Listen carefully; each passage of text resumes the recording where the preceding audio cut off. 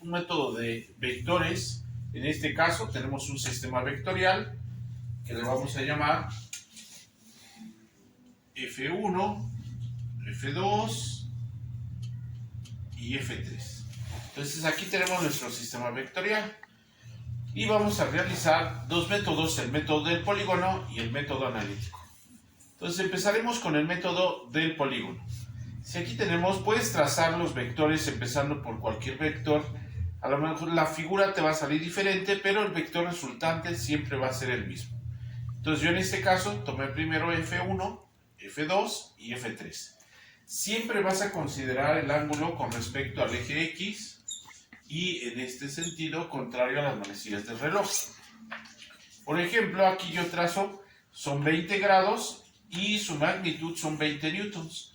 ¿Eso qué quiere decir? Que voy a medir 20 newtons y 20 grados sería mi ángulo. Pero yo estoy utilizando una escala de 10 newtons igual a 1 centímetro. Entonces marcas con tu transportador 20 grados sería el ángulo y trazas 20 o 2 centímetros en este caso. ¿Ok? Terminando el primer vector, trazas un plano cartesiano y a partir de este plano cartesiano vas a trazar el vector 2, que sería la fuerza 2, que aquí lo tenemos. Aquí dice 20 grados, quiere decir que 20 grados va a ser este espacio de aquí. Y nosotros, como dijimos que vamos a considerar, en el eje considerando contrario a las manecillas del reloj, sería 180 menos 20 me da 160. Todo este ángulo te va a dar 160 grados. Y ahora vas a trazar 40 newtons, que corresponde a 4 centímetros. De aquí hasta acá. Hay otro vector 3, por esa razón trazas otro plano cartesiano y ves que está sobre el eje de la Y, pero hacia el lado negativo. Por esta razón se va a ir hacia el lado negativo. ¿Cuántos centímetros? 3 centímetros. Por lo tanto, vas a marcar esos 3 centímetros. Y como no hay más vectores, ese va a ser tu último vector, por lo cual vas a trazar tu vector resultante desde donde comienza todo hasta donde termina. Esa sería la magnitud del vector, la mides y nos dio aproximadamente 20 newtons, que sería este espacio que tenemos ahí. Y el ángulo corresponde a 26 grados. Aunque aquí, si queremos todo el ángulo, tendrías que sumarle esos 26 más 180 grados. Y eso sería, el valor correcto sería 206 grados. Ese sería el valor correcto. Ahora, en el caso del método analítico, en el método analítico vamos a descomponer los vectores F1, F2 y F3. Considerando para la magnitud en X, vas a considerar F por coseno del ángulo. Y para Y sería FY, F por seno del ángulo. Aquí yo te enseño una tablita en la cual puedes llevarte un orden. El 20 sería la magnitud, que aquí es lo que tenemos, 20 coseno de 20 grados. Y para el seno sería exactamente igual considerando la función trigonométrica de seno para la coordenada en Y. ¿Ok? Vemos 40 coseno de 160 y 40 seno de 160. Si tú pones coseno de 20 y seno de 20 te va a dar el mismo valor. La diferencia es que aquí automáticamente te va a asignar el signo en el eje X. Entonces yo te recomiendo que consideres siempre el contrario a las manecillas del reloj. Por eso es 40 coseno de 160, 40 seno de 160. Pero si tú lo observas ya automáticamente puedes asignar el signo.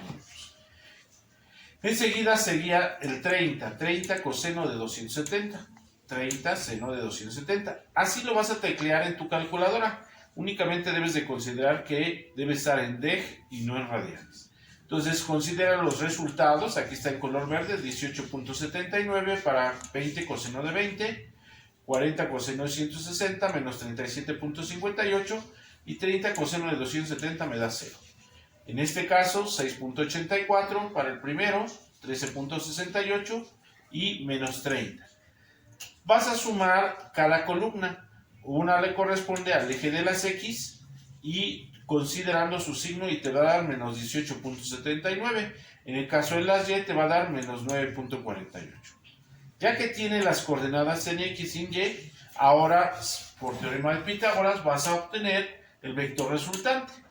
El vector resultante no es más que elevar al cuadrado los catetos, que en este caso sería la sumatoria de fuerzas en X al cuadrado, que se corresponde a 18.79 al cuadrado, más 9.48 al cuadrado. El signo, como se eleva al cuadrado, sabes que menos por menos te va a dar más. Y entonces esto tecleas en la calculadora. Al teclearlo en la calculadora, lo pones entre paréntesis y te va a dar una magnitud de 21.04. Si tú te das cuenta, este vector corresponde al que nos salió en el método gráfico al medirlo. Es muy cercano. Este prácticamente es por el milímetro o la medida que te sobre, es por esa variación. Pero si te das cuenta, nos debe dar muy similar.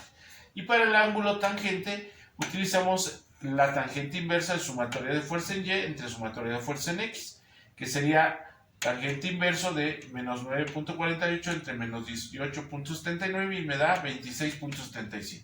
Este ángulo corresponde a este ángulo que corresponde al gráfico, que nos salió 26 grados.